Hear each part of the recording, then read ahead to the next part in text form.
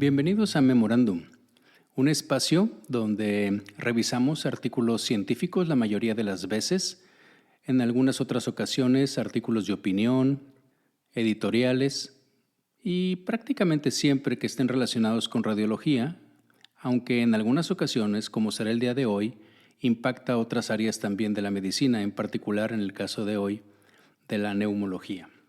Les comento que me interesaba mucho platicar con ustedes el día de hoy porque justamente hoy 9 de marzo del 2021 se publicaron las recomendaciones del Grupo de Trabajo de Servicios Preventivos de Estados Unidos sobre la detección del cáncer de pulmón ahora en el 2021. Este es un artículo que se publicó en línea, como les decía, el día de hoy, en el JAMA. En particular yo lo leí en el JAMA Oncology, aunque sé que también se publicó simultáneamente en el JAMA Surgery, si no me equivoco. Y creo que es un asunto muy importante. Ahorita prácticamente lo he visto en varias redes y como varios anuncios al respecto de estas nuevas recomendaciones que está haciendo este grupo de trabajo, este Task Force que tienen en Estados Unidos para los servicios preventivos de las enfermedades. Y bien, vamos a poner un poco en contexto de qué se trata esto. El cáncer de pulmón, como ustedes saben, sigue siendo la causa número 1 de muertes por cánceres en Estados Unidos y probablemente en el mundo. Y el tabaquismo es responsable de aproximadamente el 90% de los casos. Una situación interesante es que aunque las tasas de tabaquismo han disminuido a lo que se consideran mínimos históricos por todas las campañas que ha habido, pues todavía hay millones de personas que siguen en riesgo elevado debido a, vamos a decir así, toda una vida de exposición acumulada al tabaco. El screening del cáncer de pulmón con tomografía computada de baja dosis tiene como objetivo el reducir la mortalidad por cáncer mediante una mayor detección del cáncer de pulmón en una etapa que sea curable. Los resultados de ensayos clínicos aleatorizados, como el más importante de todos ellos, que es por sus siglas en inglés, NLST, que lo voy a traducir como el Ensayo Nacional de Screening Pulmonar, llevó a este Grupo de Trabajo de Servicios Preventivos de Estados Unidos en 2013 a recomendar los programas de escrutinio de cáncer de pulmón para adultos que tuvieran una buena salud en general y con alto riesgo de cáncer de pulmón según la edad y el historial de tabaquismo. Este grupo tiene unas siglas en inglés y así lo van a ver en la literatura que tienen que ver el USPSTF. Esas son las siglas en inglés del Grupo de Trabajo de Servicios Preventivos de Estados Unidos. Entonces, lo voy a decir así mejor como Grupo de Trabajo o Grupo de Servicios Preventivos, en lugar de estar diciendo todas las otras siglas.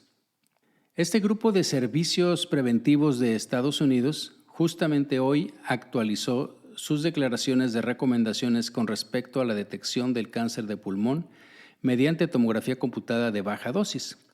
Y esta actualización se basó en una síntesis de evidencia sistemática que incluyó la revisión de más de 220 publicaciones y también se basó en un amplio modelo de análisis de decisiones de otro grupo de trabajo que por sus siglas en inglés, esa sí la voy a decir porque es un poco más fácil, es el CISNET, pero que es un grupo de trabajo de cáncer de pulmón en la red de modelado de vigilancia e intervención de cáncer. Este es un grupo que existe en Estados Unidos que tiene que ver solo con oncología y lo que desarrollan son modelos poblacionales, modelos matemáticos, algoritmos que sugieren una forma de comportamiento epidemiológico y cómo alterando ciertos factores, como en este caso sería el screening de pulmón por medio de la tomografía de baja dosis, impacta en la sobrevida de los pacientes dependiendo del tipo de tumor que estemos tratando. En este caso, pues obviamente va a ser el cáncer de pulmón. Este grupo de trabajo que les decía de los servicios preventivos, al igual que su declaración que hizo en el 2013, le dio a este programa o a los programas de escrutinio de cáncer de pulmón una recomendación tipo B. ¿Qué significa esto? Bueno, que es un consenso, que existe una certeza moderada de que la detección anual de cáncer de pulmón con TAC de baja dosis tiene un beneficio moderado. Y ahorita vamos a ver de qué se trata. Seguramente muchos de ustedes ya han escuchado los resultados, sobre todo del primer estudio, aunque hay otro que influyó mucho en lo que se está trabajando aquí. Con esta publicación de hoy, o este statement o recomendación, como le querramos decir, el Grupo de Trabajo de Servicios Preventivos de Estados Unidos amplía las indicaciones para incluir a adultos de 50 a 80 años que actualmente fumen o han fumado en los últimos 15 años con un acumulado de 20 paquetes por año o más. Las recomendaciones también incluyen la interrupción del examen anual una vez que una persona, un paciente, no haya fumado durante 15 años o desarrolle un problema de salud que limite sustancialmente la esperanza de vida que tenga o la capacidad o incluso la voluntad de someterse a una cirugía pulmonar curativa. Y solo para recordar qué es un paquete año, o sea, ¿qué quiere decir esto de que tengas que bajar de hecho lo bajaron de 30 paquetes año a 20 paquetes año y lo bajaron de 55 años, ahorita lo vamos a reafirmar, a 50 años. Bueno, recordemos que el paquete año es usado para describir el número de cigarrillos que el paciente ha fumado durante su vida. Y asumiendo que un paquete o una cajetilla contiene usualmente 20 cigarrillos. Dependiendo de cuántos años el paciente ha fumado o fumó y del número de cigarrillos al día en promedio, será el número de paquetes año que ha fumado, calculando como el número de años fumando, el número de cigarrillos al día entre 20. Por ejemplo, si el paciente ha fumado una cajetilla al día, o sea 20 cigarrillos, durante los últimos 30 años, entonces habrá consumido 30 paquetes año. De la misma manera, si el paciente ha fumado 2 cajetillas diarias, o sea 40 cigarrillos al día, por los últimos 15 años, entonces habrá consumido también 30 paquetes año. ¿Ok? Básicamente lo que hacemos es una operación en donde en este caso, por ejemplo, ponemos 15 y lo multiplicamos por 40 cigarrillos, que es lo que consume al día, entre 20, que son los que tiene un paquete. Entonces estaríamos haciendo 40 entre 20 son 2, o sea 15 por 2 es igual a 30. Actualmente, tener 30 paquetes año o más es uno de los criterios para la detección temprana de cáncer de pulmón. Bien, la ampliación de estas pautas de los 55 a los 50 años y la reducción del historial de tabaquismo de 30 a 20 paquetes por año aumenta el porcentaje de personas en los Estados Unidos que son elegibles para detección del cáncer de pulmón, fíjense, en un 86%. Por eso hicieron estos cambios. Esta actualización pues es oportuna, ya que se han publicado muchos estudios recientemente sobre lo que es el screening de cáncer de pulmón y han surgido una serie de preguntas desde la recomendación que hizo este mismo grupo de trabajos de servicios preventivos en el 2013. Estas nuevas pautas se basan en 2 grandes ensayos prospectivos que evaluaron el efecto de los programas de screening de cáncer de pulmón en la detección y supervivencia.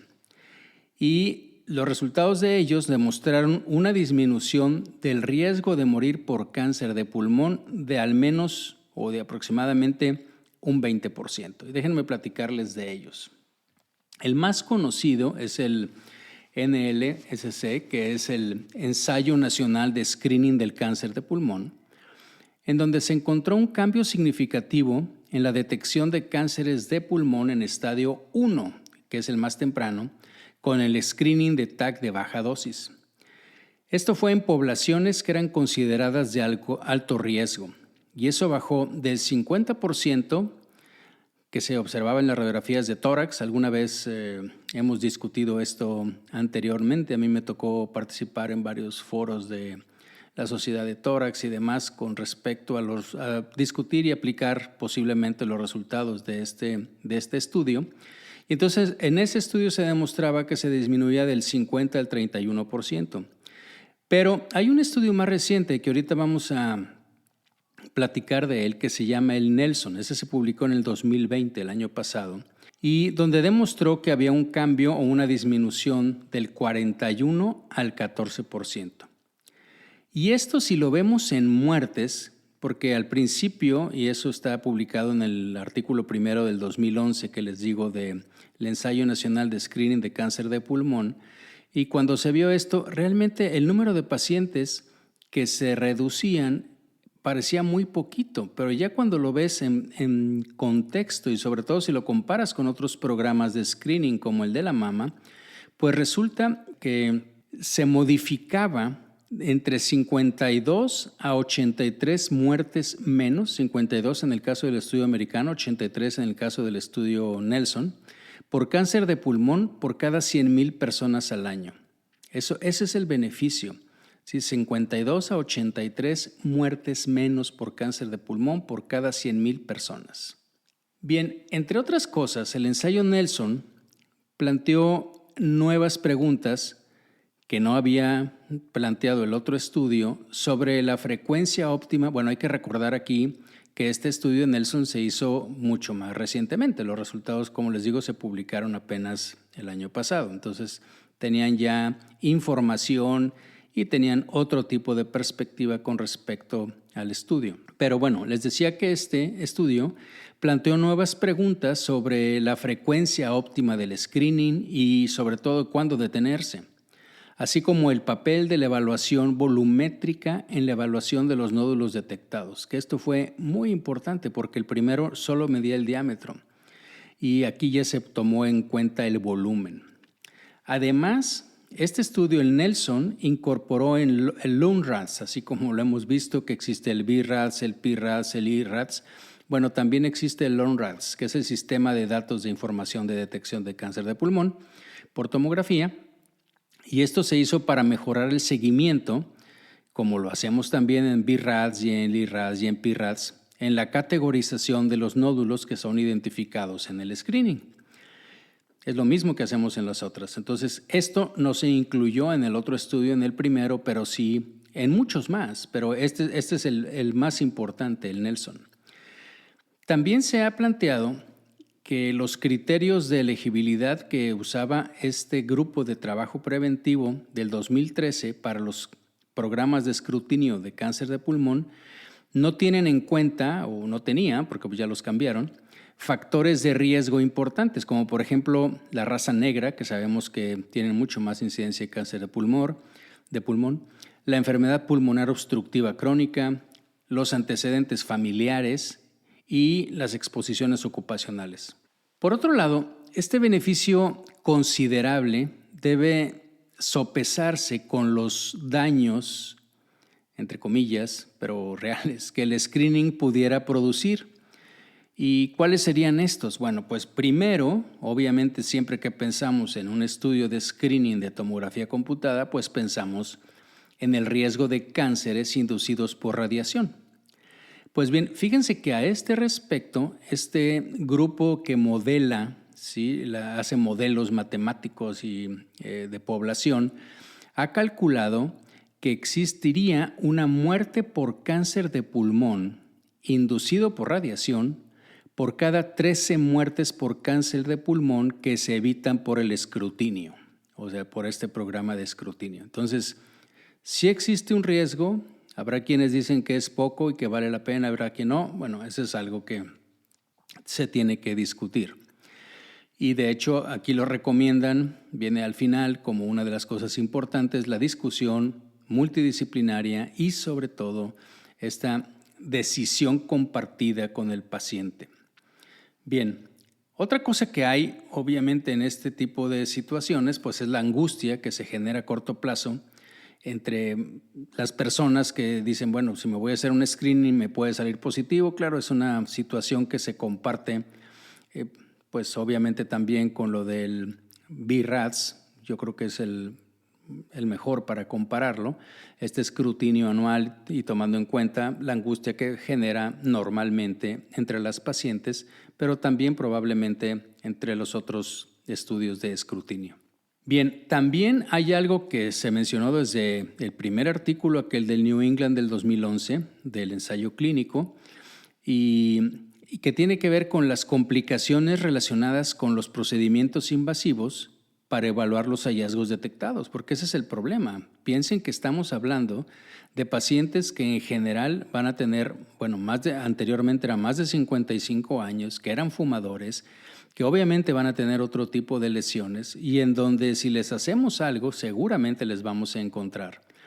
Y a diferencia de otros programas de screening, esto no viene aquí, pero a diferencia de otros programas de screening hay que considerar que el de screening de pulmón, me refiero a diferencia del de la mama o el de tiroides o el de hígado en particular o el de próstata, que solo se centran en eso. Este estudio de screening generalmente detecta más cosas, porque al hacer el estudio de tórax encuentras problemas, por ejemplo, de calcificación coronarias, que casi siempre va asociado con el tabaquismo. Encuentras probabilidades altas de aneurismas de aorta, de nódulos tiroideos que de todos modos el paciente tiene y que ya hemos platicado de esto, pero en fin, encuentras otras cosas que finalmente, debido a que las encontraste, pues ahora tienes que someter al paciente a otros estudios y procedimientos.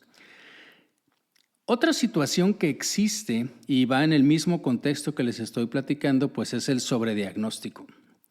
Y de hecho, este grupo, el CISNET, estima que aproximadamente en el 6% de los cánceres de pulmón detectados a través de los programas de escrutinio son sobrediagnósticos. Es algo que hay que considerar, ¿no? En el momento en que nosotros estemos sometiendo a estos pacientes, probablemente vamos a encontrar, obviamente, más cánceres que probablemente no vayan a tener repercusión clínica, pero bueno, eso es una simple estimación del modelo que les comento del CISNET. Y bien, pues por estas y otras razones, pues hay cada vez mayor interés en el uso de modelos de riesgo de cáncer de pulmón o modelos de años de vida ganados para predecir cómo se puede mejorar la eficiencia de los programas de screening de cáncer de pulmón y, pues, digamos, mitigar las disparidades en esta elegibilidad. Recuerden que les comenté al principio que los modelos de análisis de decisiones del CISNET, o sea, de este grupo de trabajo de cáncer de pulmón, de la red de modelos de vigilancia e intervención del cáncer, ayudaron al grupo de trabajo de servicios preventivos a identificar los criterios basados en la evidencia para ver cuáles pacientes eran elegibles y la frecuencia a la cual se tenían que hacer los estudios de escrutinio con la tomografía de baja dosis. Pues se determinó que era importante considerar los modelos del CISNET por varias razones, porque los ensayos aleatorizados en general tienen diferentes criterios de elegibilidad y frecuencia de este TAC de baja dosis, tienen un seguimiento relativamente diferente, vamos a decirlo así, a corto plazo y un número mucho menor de visitas de vigilancia de las que se realizan en la práctica clínica habitual. El CISNET también modificó algunos de los supuestos escenarios e implicaciones para sus modelos. Por ejemplo, utilizó, como les decía, el LUNRANS para modelar el manejo de los nódulos. También incluyó estrategias basadas en modelos de riesgo modificados, además también de estrategias basadas en factores de riesgo. Incluyó un análisis de sensibilidad basado en la esperanza de vida a 5 años, que también es otra de las cosas que normalmente no se tiene en cuenta si no tienes un modelo de qué es lo que puede pasar a esa población, independientemente de que sea fumador y que tenga cáncer y todo lo demás, cuál es su expectativa de vida, entonces meterlo en ese modelo matemático. También proporcionó una descripción de cómo las diferentes estrategias pueden afectar a los diferentes grupos raciales y étnicos. El estudio de modelos del CISNET es bastante completo, pero tiene todavía muchas limitaciones. Y déjenme platicarlas algunas que comentan por ahí. y que también pues, te salen a la mente una vez que lees el artículo. Y bueno, primero es que los modelos asumieron que el 100% de las personas elegibles participarían en el programa de escrutinio de cáncer de pulmón y que serían 100% adherentes. Pues una suposición obviamente que no se ha confirmado en la práctica, donde la captación de estos programas de escrutinio está alrededor, imagínense de cuánto creen, en Estados Unidos, del 5%. Y la adherencia reportada varía entre el 12 y el 91%. Ahorita les digo algo un poco más específico de esto.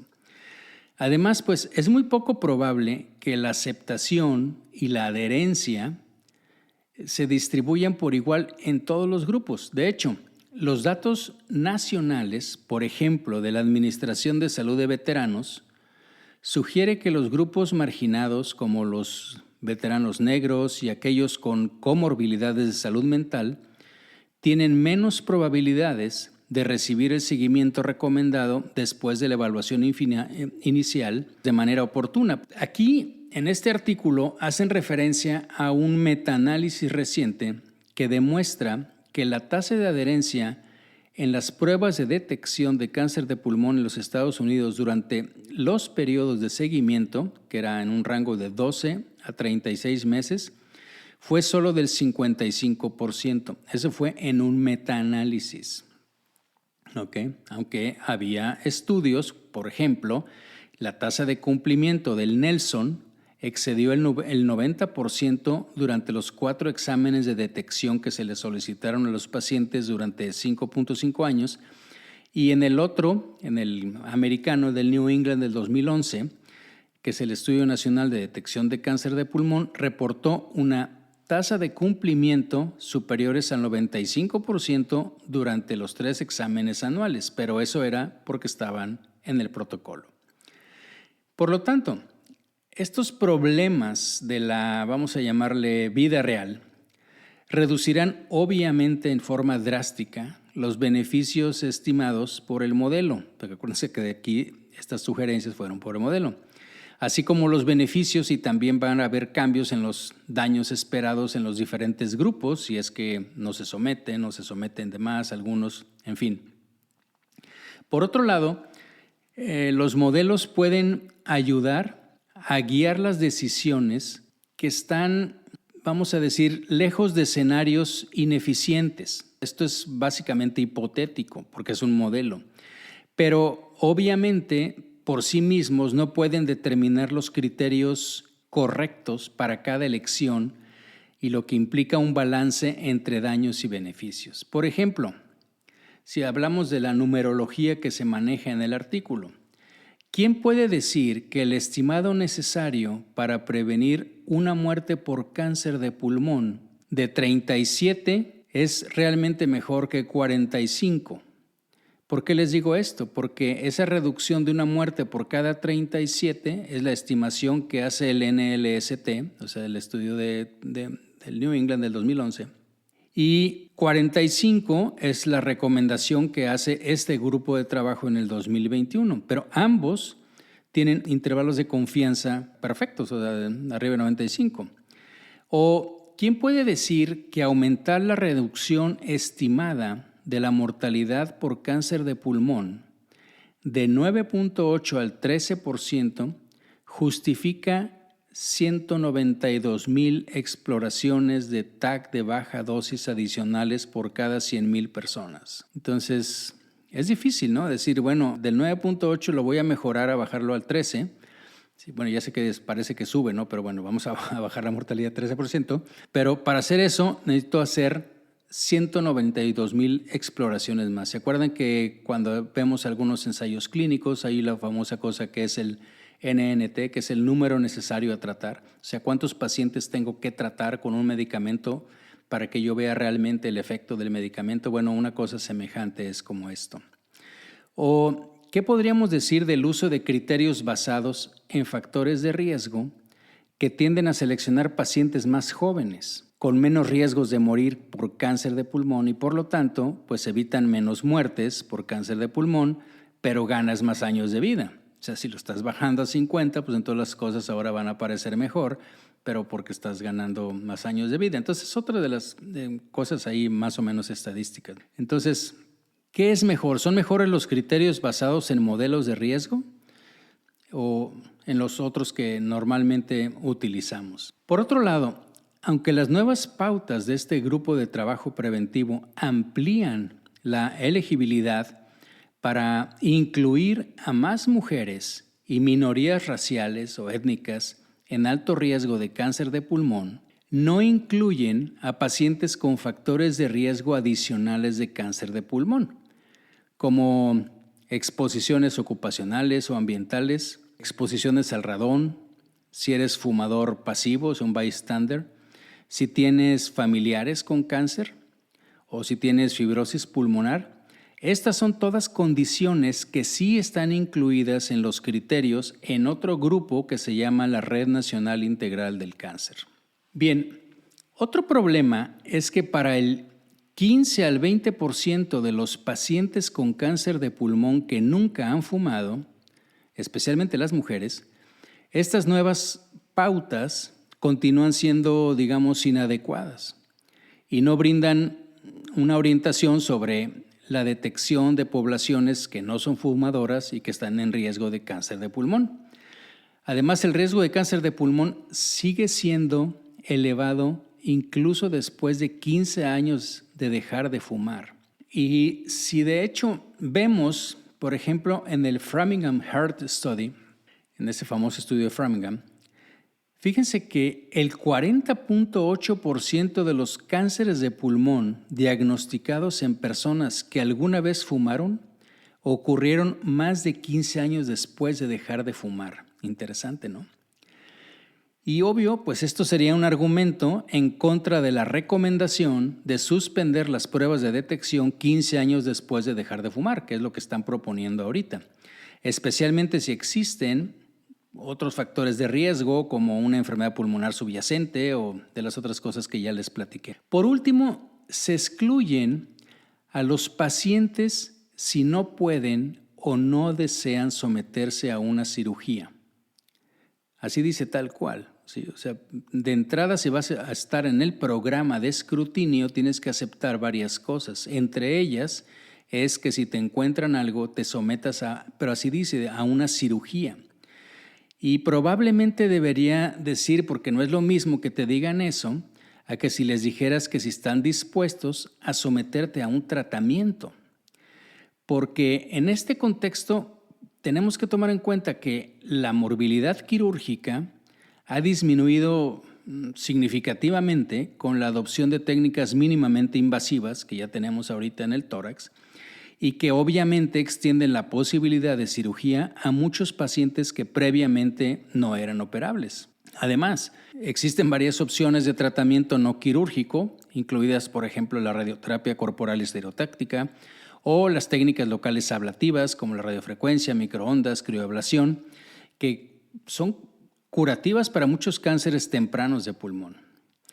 Al excluir estos pacientes del screening en primer lugar, se les está negando la posibilidad de una cura sin siquiera haber sido considerados. Ese es otro de los problemas de estas recomendaciones. Desde que se publicó en el NLST en el 2011, ha habido muchas preguntas y desafíos con respecto a cómo implementar un programa de escrutinio de alta calidad en entornos clínicos del mundo real. Y aquí hay que tener una cosa en cuenta. La detección del cáncer de pulmón no es solo un estudio de imagen, es un proceso complejo. De hecho, el American College of Chest Physicians y el American Thoracic Society publicaron en conjunto un documento donde identifican 9 elementos básicos necesarios para un programa de escrutinio de cáncer de pulmón, que garantizan que ese programa es de alta calidad y además brindan orientación sobre cómo implementar estos 9 elementos. Pero déjenme decirles, ¿no? Si en Estados Unidos la implementación es un problema, pues pensemos en nuestro entorno latinoamericano. Entonces, si bien estas políticas de salud son fundamentales para garantizar que los beneficios de un programa de escrutinio superen los daños a nivel de la población, pueden exacerbar, como les digo, pues las disparidades en los resultados del cáncer de pulmón si solo los entornos con muchos recursos tienen la capacidad de implementar programas de escrutinio que sean integrales y de alta calidad. Porque seguramente esto llevaría a que las pruebas de detección, o sea, los TACs, pues pudieran ser inaccesibles para las personas con mayor riesgo de cáncer de pulmón, como las personas en desventaja socioeconómica y las poblaciones rurales. Fíjense, en Estados Unidos, a pesar de las recomendaciones de las sociedades profesionales, de la cobertura de los centros de servicio de Medicare y Medicaid, que estos cubren este protocolo, este screening, este programa, la adopción de estos programas de screening ha sido muy baja y además muy lenta. Con esta actualización de las recomendaciones del grupo de trabajo, la población elegible para estos programas de escrutinio, fíjense, aumentará de un 14.1%, que es ahorita el que está calculado en la población que debería hacerse, a un estimado de 22.6%. Eso sería lo que aumentaría.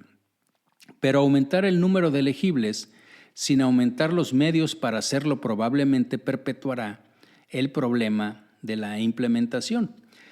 Y es más necesario que nunca, y de hecho este grupo de trabajo lo pide, que se haga más investigación para identificar estrategias efectivas para llegar e involucrar a la población objetivo y asegurar la implementación de cada elemento central para estos programas de escrutinio de alta calidad. Pues bien, esperemos que para la próxima edición de la declaración de este grupo de trabajo sobre los programas de escrutinio de cáncer pulmonar, espero que no sea dentro de 10 años, haya suficiente evidencia para incluir recomendaciones sobre estrategias de implementación efectivas para difundir estos programas de escrutinio de alta calidad a todos los que puedan beneficiarse. Bien, pues este ha sido una plática sobre el resumen o las características de este documento de recomendaciones que hace este grupo de trabajo sobre el tema del escrutinio de cáncer de pulmón con TAC de baja dosis, y espero que haya sido de su agrado y que sea de utilidad. Si tienen algún comentario o sugerencia, por favor, déjenlo en las diferentes plataformas y agradezco mucho su atención. Nos escuchamos en la próxima.